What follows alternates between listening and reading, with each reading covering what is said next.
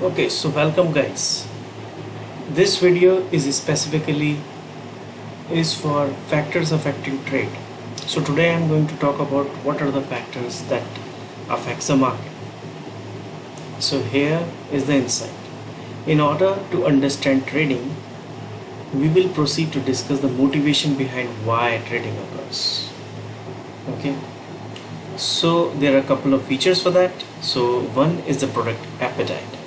Everybody wants to buy as cheaply as possible, but some people have greater need for the product and will be willing to pay more for that.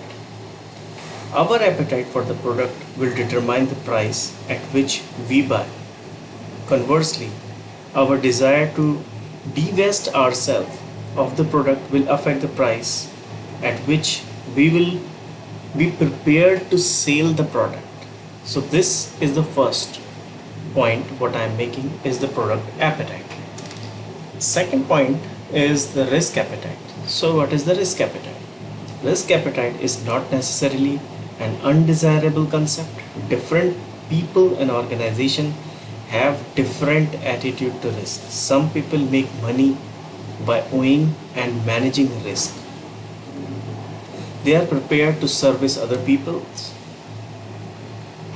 deserve to reduce risk. Many trades arise because of some people will pay money to reduce risk and other will accept money for tasking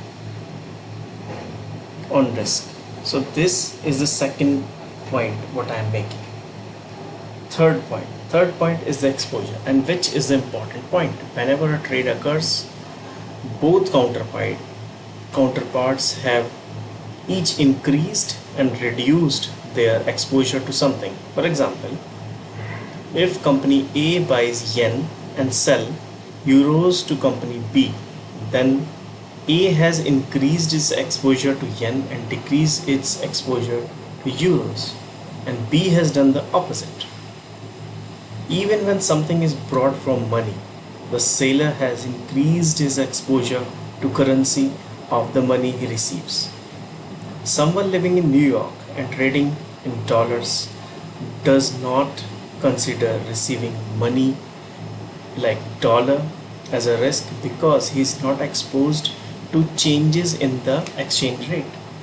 But in the international commerce, most market participants do not worry about the exposure of the currency, including their domestic currency, which may attract deposit interest and alternate, making money holding in that currency less attractive.